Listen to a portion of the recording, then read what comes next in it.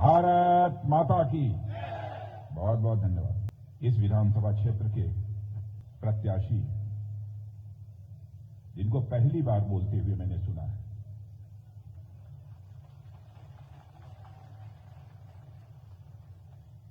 जब भी कोई भाषण देने के लिए खड़ा होता है तो नख से लेकर सिर तक मैं उसकी तरफ देखता हूं और उसके जुबान से निकलने वाली हर लफ्ज को मैं नापता और तौलता हूं। मेरे बहनों भाइयों, आपके प्रत्याशी शिवराज सिंह जी के बारे में, कुंवर शिवराज सिंह जी के बारे में मैं कह सकता हूं, बहुत ही धीर, बहुत ही गंभीर और इतने बड़े परिवार से होने के बावजूद अहंकार शून्य, अहंकार युक्त व्यक्ति सच्चा जनसेवक नहीं बन सकता। न राजा बन सकता है, न सेवक बन सकता है। अहंकार शून्य व्यक्ति ही स्वाभिमानी भी होता है। अहंकारी व्यक्ति स्वाभिमानी नहीं होता है, अहंकारी कायर होता है। पार्टी ने बहुत सोच समझ को शिवराज सिंह जी को चुनाव के मैदान में उतारा है और वो सौभाग्यशाली हैं। आप ये कहेंगे कि आप उनको जानते नहीं थे, उनके बारे में कैसे बोल रहे। 12 ने महिमा कुमारी की, इनका भी मैं नाम लेना चाहूंगा। मैं व्यक्ति जब चलता है तो पग पग पर नजर डालता हूं, बैठता है तब उस नजर डालता हूं, उठता है तब नजर डालता हूं। व्यक्तित्व का मूल्यांकन करने के लिए मैं कह सकता हूं कि महारानी महिमा कुमारी जी के व्यक्तित्व से भी मैं प्रभावित हुआ हूं। मेरी बातचीत नहीं हुई है। और हमारे प्रदेश के महामंत्री और हमारे वरिष्ठ नेता हैं राजस्थान के, हमारे बगल में बैठे श्री दामोदर दास जी अग्रवाल, और आज एक नौजवान को भी इस मंच पर चढ़ते हुए मैंने देखा है जिसका नाम है योगेंद्र सिंह। स्वर्गीय कल्याण सिंह जी हमारे बीच नहीं है, उनके बारे में मैंने बहुत सुन रखा था और मुझसे ज्यादा आप उनके बारे में जानते हैं और उन्हीं के सुपुत्र हैं ये हमारे योगेंद्र। आज भारतीय जनता पार्टी ने मुझे बताया गया कि उन्हें प्रदेश कार्य समिति का सदस्य मनोनीत किया है, तो मैं उनको आशीर्वाद देता हूं, उनको मैं बधाई देता हूं। और नाथक द्वारा की जनता से संभवतः मैं दूसरी बार मिल रहा हूं, पहली बार आया 2013 में आया था, 3 में भी आया था। राष्ट्रीय अध्यक्ष रहते हुए भी शायद मैं आया था, कभी आया था। यही मीटिंग हुई, यही हुई थी और यही हो रही है। और इस चुनाव में भी वही होगा जो होना चाहिए। मेरे बहनों भाइयों, यह राजस्थान की धरती शौर्य की धरती है, पराक्रम की धरती है, बलिदान की धरती है, समर्पण की धरती है। महाराणा प्रताप की इसी धरती की धूल में खेल कूद कर बड़े हुए हैं। तो मैं महाराणा प्रताप का दिन नाम लेता हूं तो उनके पहले मेरा नाम लेने की इच्छा होती है पन्ना धाय की। मैं दामोदर जी अग्रवाल से यही चर्चा कर रहा था कि यदि पन्ना धाय न होती तो शायद राणा प्रताप जी भी हमारे बीच। कोई हमसे पूछे कि यह बतलाइए कि राजस्थान की पहचान क्या है, तो मैं कहूंगा राजस्थान की पहचान है पन्ना धाय की युक्ति, उपाय, स्ट्रेटजी, और मीराबाई की भक्ति और भामाशाह की संपत्ति। यह है यहां की पहचान। बहनों भाइयों, आप लोगों ने 18 में कांग्रेस की सरकार बनाई है। बहुत आपको अपेक्षा रही होगी। उसके पहले वसुंधरा जी की सरकार थी। क्यों लोग नाखुश हो गए, मैं नहीं जानता हूं। कुछ रहा होगा, मूड है, मूड कब बन गया कब बिगड़ गया कुछ कहा नहीं। लेकिन आप लोगों ने गहलोत साहब की सरकार यहां बनाई। गहलोत साहब की सरकार 5 साल से चल रही है, लेकिन मुझे लगता है अब जाने, क्योंकि इसके पहले की भी एक सार्वजनिक सभा को संबोधित करके आप सबके बीच में मैं गहलोत साहब से कहना चाहता हूं, गहलोत साहब, देश की इस राजस्थान की जनता ने आपको समर्थन दिया था, आपको प्यार दिया था सरकार चलाने के, और आप लोग सरकार बनाकर आपस में लड़ रहे हैं। लड़ने के लिए राजस्थान की सरकार, आपस में लड़ने के लिए राजस्थान की जनता ने आपकी सरकार नहीं बनाई। अब लड़ाई कर रहे हैं, लड़े जा रहे हैं, एक दूसरे के खिलाफ लामबंदी हो रही। कुछ विधायक उधर हैं तो कुछ विधायक उधर हैं। बहनों भाइयों, ऐसी सरकार नहीं। भारतीय जनता पार्टी हिंदुस्तान की एक ऐसी राजनीतिक पार्टी है जो अनुशासन तोड़ने की कोशिश करेगा। बहनों भाइयों, उसे हमारी पार्टी किसी भी सूरत में माफ नहीं। भाई लड़ना है तो पहले लड़ लिए होते, सरकार बनने के बाद क्यों लड़ रहे हैं? आगे लड़ लीजिएगा। प्रदेश की जनता को आपकी लड़ाई का खामियाजा क्यों भुगतना पड़े? प्रदेश की जनता ने आपको सरकार चलाने के लिए सत्ता सौंपी है। आपस में लड़कर समय जाया करने के लिए राजस्थान की जनता ने आपको समर्थन नहीं दिया है। कानून और व्यवस्था नाम की कोई चीज शेष बची। मैं देख रहा था, कई नाम थे हमारे पास। एक कन्हैया लाल की जिस तरीके से गला घोट कर हत्या, कल्पना नहीं कर सकता कोई। भीलवाड़ा में आदर्श तापड़िया, चित्तौड़गढ़ में रतनलाल सोनी, झालावाड़ में कृष्णा वाल्मीकि, अलवर में हरीश जाटव, योगेश जाटव, चिरंजीव लाल सैनी, योगेंद्र जाटव, खैरथल। जिस तरीके से हत्या होती है, जैसे लगता है राजस्थान में 5 वर्ष तो कोई सरकार नाम की चीज ही नहीं। लानत है इसी हुकूमत को मेरे बहनों भाई। और किसी भी राज्य और किसी देश का विकास तब तक संभव नहीं हो सकता जब तक यहां पर कानून और व्यवस्था के हालात बेहतर न हो, चुस्त और दुरुस्त न हो। विकास, प्रगति की पहली शर्त होती है चुस्त दुरुस्त कानून। और पहले ही मोर्चे पर यह कांग्रेस की सरकार पूरी तरह से विफल हो गई। अब अभी भेदभाव किया जाता है कि अपराधी किस जाति का है, किस मजहब का है, किस पंथ का है। फिर जयपुर में रोड रेस की घटना होती है तो एक संप्रदाय विशेष के हंगामे के बाद आप मृतक के परिवार को 50 लाख रुपया देंगे। लेकिन मैं अशोक गहलोत साहब, मैं आपसे पूछना चाहता हूं, यदि उस परिवार को आपने 50 लाख रुपया दिया तो तापड़िया, वाल्मीकि, जाटव, सैनी और सोनी की हत्या पर सरकार के मुंह में दही क्यों जम गई? इस सवाल का मैं जवाब चाहता हूं। जोधपुर में दंगा हुआ, आप कुंभकर्णी नींद सो रहे, आप सरकार चलाने की बात करते। बहनों भाइयों, ऐसी बदतर स्थिति में किसी भी राज्य का विकास किसी भी सूरत में नहीं हो सकता। मेरा यह मानना है कि राजनीति जाति, पंथ और मजहब की नहीं की जानी चाहिए, राजनीति यदि की जानी चाहिए तो इंसाफ और इंसानियत की जानी चाहिए, जस्टिस एंड ह्यूमैनिटी। यह राजनीति का आधार होना चाहिए। उपद्रवी तत्व बेखौफ होकर घूम रहे। गहलोत साहब से कोई लेना देना नहीं। अब समय आ गया है, मोबाइल बांटी जा रही है। बहनों भाइयों, आप लोगों में से किसी को मोबाइल मिली है कि नहीं? अरे मिल रही हो तो ले लेना, मैं मना नहीं करूंगा। और सुना है कि मुफ्त में गैस सिलेंडर भी दी जा रही है। आपको नहीं मिला? मिले तो ले लेना, मुफ्त में बांटी जा रही है। अबे देना तो आपने पहले क्यों नहीं दिया? चुनाव आ गया, मैंने 4.5 साल आपके लड़ने झगड़ने में गुजर गए। अब जब चुनाव लड़ना है तो आप पैसे दे रहे हैं, आप क्या क्या दे रहे हैं भगवान जाने, लेकिन दे रहे हैं। और दे रहे हैं तो हमारे राजस्थान के स्वाभिमानी बहनों भाइयों की नीयत और ईमान का सौदा करने के लिए वह दे रहे हैं। और मैं जानता हूं सच्चाई, चाहे जो कुछ हो जाए मेरे बहनों भाई, राजस्थान की धरती की मिट्टी में खेल कूद कर बड़े हुए किसी भी भाई बहन की नीयत और ईमान को चंद चांदी के सिक्कों के आधार पर कोई मां का लाल खरीद नहीं सकता। अशोक गहलोत साहब, शायद पता नहीं आपने यहां का यहीं के रहने वाले हैं, हमसे ज्यादा आपने इतिहास पढ़ा होगा। और आप जब समय आ गया, आप इस आधार पर लोगों की नीयत और ईमान को खरीदने की कोशिश कर रहे हैं। मान, सम्मान और स्वाभिमान ये मनुष्य के हृदय की सबसे बलवती भावना होती है। मनुष्य जीवन में सब कुछ बर्दाश्त कर सकता है मेरे बहनों भाइयों, लेकिन अपने मान, सम्मान, स्वाभिमान पर कभी चोट नहीं बर्दाश्त कर सकता। यह हरियाणा की धरती का ही प्रताप है।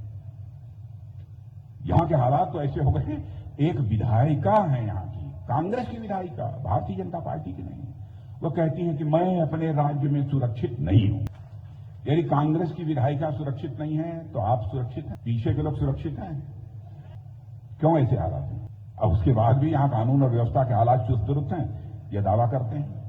सिरोही की 8 साल की मासूम बच्ची और सांचौर की 2 नाबालिग बेटियां और नागौर में 7 साल की बच्ची। बताइए गहलोत साहब, क्या कसूर था इन मासूम बच्चों का? कौन जवाब देगा? और मैं आपसे कहना चाहता हूं बहनों भाइयों, और इस सभा के माध्यम से राजस्थान की जनता से मैं कहना चाहता हूं, जहां भी जाएं यह सवाल उनसे पूछा जाना चाहिए। जो भी नेता उनका आए उनसे सवाल पूछिए कि इसका जवाब दीजिए। इसका मतलब यह नहीं कि मैं उनकी मीटिंग डिस्टर्ब करने के लिए कह रहा हूं, कभी मत कीजिए। क्योंकि राजनीति जीवन में मर्यादाओं का पालन करते हुए की जाती है। भगवान राम ने युद्ध जीता था, लेकिन कभी मर्यादाओं का अतिक्रमण नहीं किया था। मर्यादा कभी मत छोड़ना। और मैं इतना यकीन आपको दिला देना चाहता हूं बहनों भाइयों, आने दीजिए हम लोगों की सरकार। जो गुंडे बदमाश और अपराधी होंगे उनको उल्टा कर दिया जाएगा, उल्टा कर दिया जाएगा। नारी शक्ति राजस्थान की बहुत सारी गाथाएं हैं। एक तो नारी शक्ति की सबसे बड़ी प्रतीक बार बार मेरे अंदर भाव आता है, पन्ना का अपने बेटे का अपने कोख से पैदा हुए लाल का बलिदान दे दे।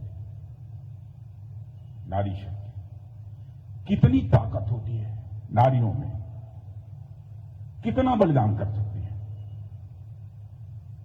बलिदान की पराकाष्ठा 30 साल पहले यह कांग्रेस कहती रही है कि महिलाओं को विधानसभा और लोकसभा में आरक्षण दिया जाना चाहिए। 30 साल गुजर गए, नहीं कर पाए। पहली बार हमारे प्रधानमंत्री मोदी जी ने विशेष सत्र बुलाकर संसद और विधानसभाओं में 33% का आरक्षण उन्हें दे दिया। जो काम कांग्रेस 30 वर्षों तक नहीं कर, वह जो हमारे प्रधानमंत्री की चुटकी बजाकर मिनटों में कर। और मैं बहनों भाइयों में कहना चाहता हूं, नेता ऐसा होना चाहिए जो कहे वह करे। और राजस्थान में तो इस समय केवल आप लोगों के बीच में बात कर रहा हूं, लेकिन हमारी आवाज राजस्थान के कोने कोने तक जाएगी, देश में भी जाएगी। लोग यूट्यूब सुनेंगे, सब कुछ होगा। मेरी बात कोई गलत हो तो उसको कंडेम भी किया जाना चाहिए, उसकी आलोचना भी होनी चाहिए। क्योंकि जिंदगी में हमने राजनीति की है तो जनता की आंखों में धूल झोंक कर राजनीति नहीं की है। राजनीति की है तो जनता की आंखों में आंख डालकर राजनीति की है। मेरे बहनों, अपने संसदीय निर्वाचन क्षेत्र में भी मैं जनता को कभी आश्वासन नहीं देता हूं। मैं कहता हूं कि आपका आशीर्वाद रहेगा तो मैं परिश्रम की पराकाष्ठा करूंगा और आपकी आकांक्षाओं की कसौटी पर मैं खरा उतरने की पूरी कोशिश करूंगा। आश्वासन कभी नहीं देता हूं। और आपको भी मैं कहना चाहूंगा, अपने प्रत्याशी कुंवर शिवराज सिंह जी से जनता से वादा मत करिएगा, कहिएगा आप मुझे आशीर्वाद दीजिए ताकि परमात्मा मेरे अंदर यह शक्ति पैदा करे कि पूरी ईमानदारी से मैं आपकी अपेक्षाओं की कसौटी पर मैं खरा उतर सकूं। सेवा कैसे की जाती है जनता की, चर्चा करूंगा तो घंटों भर का समय लगेगा। 2-3-4 बातें करके अपनी बात समाप्त करूंगा। मोदी जी ने जब प्रधानमंत्री बने तो चूंकि ये बने तो उस समय राष्ट्रीय अध्यक्ष में ही था, तो सामान क्या बातचीत क्या हो रहा है। तो एक जनधन योजना लागू हुई। आपने देखा होगा कि आप लोगों का अकाउंट बैंकों में सभी का अकाउंट खुल गया होगा। तो मीटिंग चल रही थी, सारे अधिकारी बैठे थे, प्रधानमंत्री बैठे थे और गृहमंत्री के नाते मैं बैठा था। तो मेरी समझ में नहीं आई तो मैंने कहा कि मोदी जी, ये अधिकारियों को जो हर व्यक्ति हर परिवार का अकाउंट खोलने के लिए आप कह रहे हैं, तो क्या है, बैठक हो जाने दीजिए तो बताऊंगा। करिश्मा होगा। और बहनों भाइयों, करिश्मा हुआ है। आप ये कहेंगे कैसे करिश्मा हुआ है। आपको मैं याद दिलाना चाहता हूं कि राजीव गांधी जी जब भारत के प्रधानमंत्री थे, अब राजीव गांधी जी प्रधानमंत्री थे, मैं सच बताऊं आपको, प्रधानमंत्री किसी भी पार्टी का हो मैं कभी आलोचना नहीं करता, क्योंकि मैं मानता हूं प्रधानमंत्री होता है, वो व्यक्ति नहीं होता है, वह संस्था होता है, वह इंडिविजुअल नहीं है, इंस्टीट्यूशन। बड़ी ईमानदारी से राजीव गांधी जी ने कहा कि मैं क्या करूं, मैं दिल्ली से कि बैंक से 100 पैसा नीचे भेजता हूं, बामुश्किल 14 पैसा लोगों तक पहुंच पाता है। यह मजबूरी जाहिर की कि प्रधानमंत्री होते हुए उस चुनौती को, राजीव गांधी जी की जो मजबूरी थी, चुनौती को आजाद भारत के इतिहास में भी किसी ने स्वीकार किया तो हमारे आपके प्रधानमंत्री नरेंद्र मोदी जी ने किया और उन्होंने जनधन अकाउंट खोल दिया। और बहनों भाइयों, ऐसा नहीं है कि दिल्ली के बैंक से 100 पैसा चले और आपके पॉकेट में 14 पैसा पहुंचे। दिल्ली के बैंक से चलेगा 6,000 तो 6,000 का 6,000 आपके अकाउंट। भ्रष्टाचार कभी भी भाषण देकर समाप्त नहीं किया जा सकता है। भ्रष्टाचार को समाप्त करना है तो सिस्टम में चेंज लाना, और हमारी सरकार ने सिस्टम में चेंज लाया है। यहाँ की सरकार का जहां तक सवाल है, कोई बहुत ज्यादा कुछ कहने की जरूरत नहीं है। मैं तो एक दिन अचंभित था, जब मैं घर में प्रभुता करने काम करने के बाद मैं बेड पर लेटने के बाद थोड़ी देर टीवी देखता हूं, न्यूज देखता हूं, तो मैंने देखा वो पता नहीं क्या नाम है, वो कांग्रेस के मंत्री थे, वो लाल डायरी मैंने कहा न नीली है, न पीली है, न काली है, लाल डायरी है क्या इसमें? और इस गहलोत सरकार जी एक मंत्री जी लाल डायरी दिए हुए, इस तरीके से आक्रोशित है। बहन भाई, कहीं ना कहीं कोई राज है, कहीं ना कहीं रहस्य है, और यकीन दिलाना चाहता अपनी सरकार बनेगी, उस रहस्य को खोलेंगे हम लोग की। रहस्य क्या है? लाल डायरी है तो उसमें काला क्या है, ये हम निकालेंगे। नौजवानों के लिए तो सरकार ने बहुत कुछ किया होगा, बड़ी संख्या में नौजवान यहां बैठे हैं, कुछ नहीं। रोजगार वर्ग मिला होगा? नहीं, इन्होंने वादा किया था कांग्रेस ने 2018 में कि बेरोजगारी भत्ता देंगे, पर भत्ता तो मिल गया होगा, पेपर लीक मिला। क्या ऐसा मुख्यमंत्री, क्या ऐसी सरकार अपने राज्य का भविष्य बनाएगी? इसकी सहज आप कल्पना कर सकते हैं। पेपर लीक माफिया शेर उठा रहे हैं, और उनका हुआ क्या आप लोग ज्यादा जानते होंगे। कहां है जो पेपर लीक पकड़े गए कि नहीं कोई उसमें?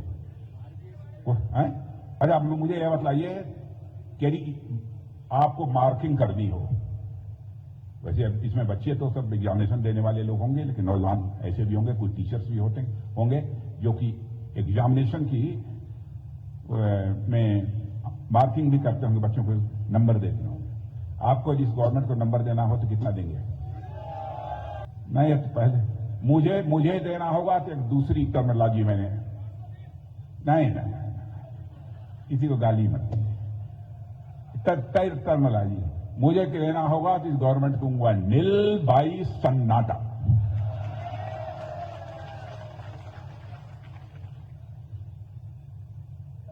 मैं दुनिया के अधिकांश देशों में गृह मंत्री होने के नाते भी जाता था, रक्षा मंत्री होने के नाते जाता हूं, उसके पहले भी अध्यक्ष वगैरह सब था। बहुत दुनिया के कई देशों में आना जाना मेरा हुआ, होता रहता है।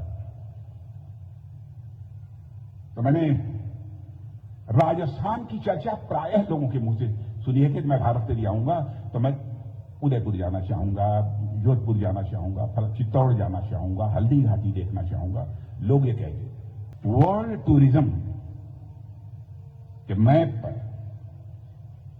जो यह राजस्थान था, उसको कांग्रेस की सरकार ने लाकर कहां खड़ा कर दिया। अब आने के पहले कुछ लोग यह पूछते हैं कि लायन ऑर्डर तो राजस्थान में ठीक हो गई कि नहीं हुई?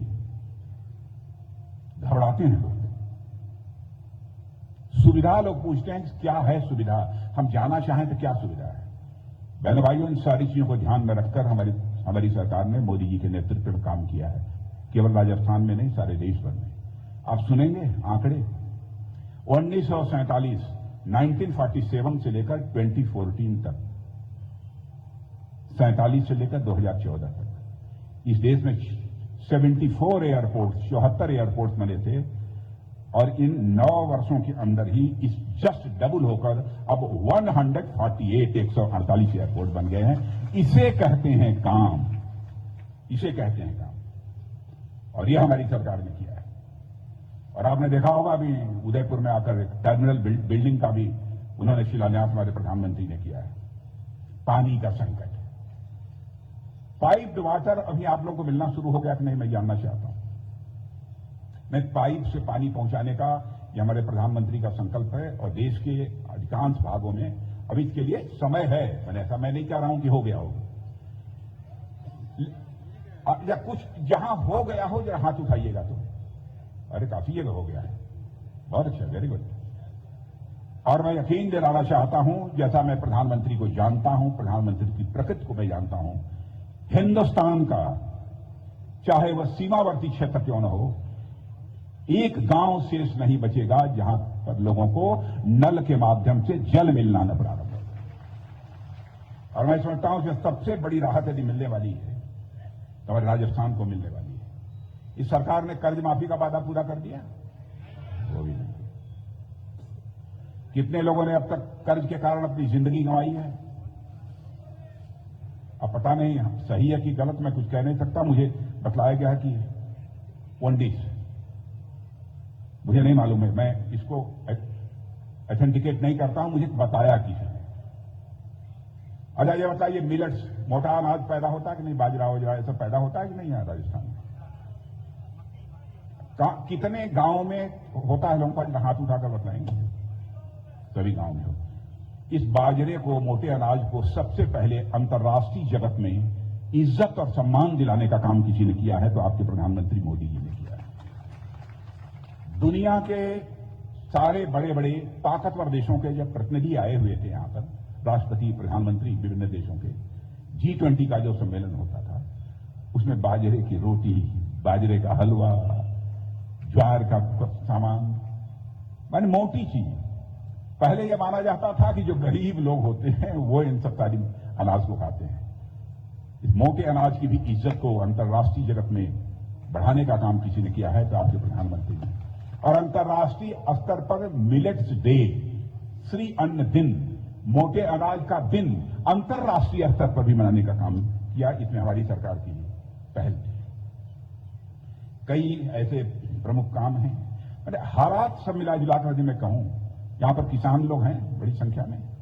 मैं किसान भाइयों को कहना चाहूंगा, इसको आप भी सत्यापित करा लीजिएगा। कोई यह न कहे कि मैं झूठ बोल रहा हूं। मुझे यह बताया गया है कि राजस्थान में एक किसान परिवार की आय, औसत आय, वो 12,000 रुपये है। और मैं आपको बताना चाहता हूं, मेघालय इसके आगे कुछ नहीं है, एक जिले से भी छोटा है मेघालय राज्य। वहां की प्रति किसान की जो मासिक आय है वह 30,000 रुपया है। गहलोत साहब, इस सवाल का भी जनता आपसे जवाब चाहती है।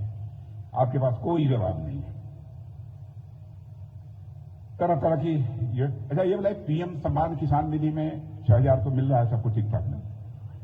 अभी अभी आपके प्रत्याशी कुंवर साहब ने एक चर्चा की थी कोविड की। कोविड में करिश्मा किया है हमारे देश में। कोविड संकट के दौरान करिश्मा किया है। भारत में वैक्सीन नहीं बनती थी, कोरोना की नहीं बनती थी। संकट था, क्या होगा? बहनों भाइयों, हमारे प्रधानमंत्री ने पहल की। भारत में हम लोगों ने कोरोना की वैक्सीन बनाई है और केवल भारतवासियों को ही नहीं 2-2 डोज लगाई, बल्कि दुनिया के 100 देशों को हम लोगों ने वैक्सीन मुहैया कराने का। अंतर्राष्ट्रीय जगत पर भारत इस मामले में प्रशंसा की गई है। इवन अमेरिका और चाइना ने भी भारत की प्रशंसा की है कि भारत ने सचमुच यह करिश्मेटिक काम किया है इसका। और भारत रक्षा मंत्री हूं, ठीक हूं ना? चलेगा, दौड़ेगा कि चलेगा? संघर्ष होता है। हम संघर्ष नहीं जानते, नहीं चाहते। हम लोग तो शांति के पुजारी, संघर्ष नहीं चाहते। भारत के इतिहास के पन्नों को पलटकर आप देखिए, भारत दुनिया का अकेला देश है जिसने दुनिया के किसी देश पर न तो कभी आक्रमण किया है और न तो दुनिया के किसी देश की 1 इंच जमीन पर भारत ने कभी कब्जा किया है। यह है भारत का। लेकिन यह भी बता दें आपको, भारत अब कमजोर भारत नहीं रहा है और अपनी ताकत का एहसास करा दिया हम लोगों ने। आप देखा, पुलवामा की घटना हुई थी, प्रधानमंत्री की हम 1, 2, 4 लोगों की, 5 लोगों की बैठक बुलाकर 10 मिनट के अंदर फैसला कर लिया। और उसके बाद आपने देखा कि हमारे बहादुर सेना के जवानों ने सीमा के इस पार नहीं, जरूरत पड़ी तो सीमा के उस पार जाकर आतंकवादियों के ठिकाने का सफाया था। इसलिए मैं कहना चाहता हूं मेरे बहन भाई, घबराइएगा मत। अंतर्राष्ट्रीय जगत में भारत की प्रतिष्ठा बढ़ रही है, भारत का स्टेचर बढ़ा है इंटरनेशनल कम्युनिटी में। आप में से कोई विदेश गए होंगे या उनसे आप पूछिएगा, बतलाएंगे। पहले दुनिया के मंचों पर, यानी अंतर्राष्ट्रीय मंचों पर भारत के प्रतिनिधि कुछ बोलते थे तो लोग भारत की बातों को बहुत गंभीरतापूर्वक नहीं लेते थे।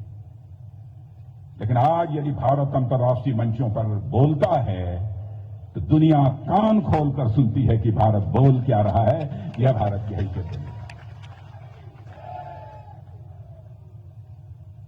बहनों भाइयों, बहुत सारी बड़ी संख्या में नौजवान बैठे हैं। क्यों योगेंद्र सिंह, फुटबॉल खेलते हैं कि नहीं खेलते हैं? वैसे शरीर से लग रहा है योगेंद्र सिंह खिलाड़ी होंगे। क्रिकेट का वर्ल्ड कप चल रहा है ना। और जो राजनीतिक दृष्टि देखें तो यहां पर 5 विधानसभाओं के चुनाव भी एक बड़े क्रिकेट टूर्नामेंट से कम नहीं है। लेकिन कांग्रेस की हालत भी राजस्थान में पाकिस्तानी टीम जैसी होगी और चुनाव शुरू होते ही कांग्रेस टूर्नामेंट से बाहर होती हुई दिखाई दे, जबकि भाजपा भारतीय क्रिकेट टीम की तर्ज पर चैंपियन की तरह आगे बढ़ रही है। और मुझे पूरा विश्वास है कि आप सबका आशीर्वाद प्राप्त होगा। और इस सभा के माध्यम से पूरी राजस्थान की जनता से मैं अपील करता हूं, मेरे बहनों भाइयों, आपका मस्तक किसी भी सूरत में झुकने नहीं देगी हमारी सरकार, आपको यकीन दिलाता। लेकिन रिकॉर्ड मतों से जिता दीजिएगा हमारे महाराजा कुंवर शिवराज सिंह जी को। वैसे देखने में दुबले पतले हैं, वजन इनका कितना है मुझे नहीं मालूम, लेकिन देख लीजिएगा, पता लगा लीजिएगा, जितना वजन हो उतने हजार से ज्यादा जीता है। पक्का तो मानकर चलें, यदि आप भारी मतों से जिता देंगे तो कभी यदि बुला लेंगे तो मैं फिर से आप सबके बीच आना चाहूंगा। लेकिन शर्त यह है कि हमारे पास भी समय होना चाहिए, क्योंकि मैं भी बहुत व्यस्त रहता हूं। कहां अभी जब तेलंगाना जाएंगे कि मिजोरम जाएंगे, लेकिन मैं यह विश्वास लेकर वापस जा रहा हूं कि रिकॉर्ड मतों से इस विधानसभा क्षेत्र में भारतीय जनता पार्टी को विजय हासिल होगी। आप सबको बहुत बहुत धन्यवाद। The Maruti Nandan grand Nathdwara स्थित एकमात्र ultra luxurious 5 star hotel, Rajsamand जिले की एकमात्र 5 star hotel the Maruti Nandan grand में भोजन की स्वादिष्ट थाली अब सिर्फ 290 रुपए में। श्रीनाथ जी की नगरी नाथद्वारा में इस सुनहरे अवसर का आनंद अवश्य उठाएं।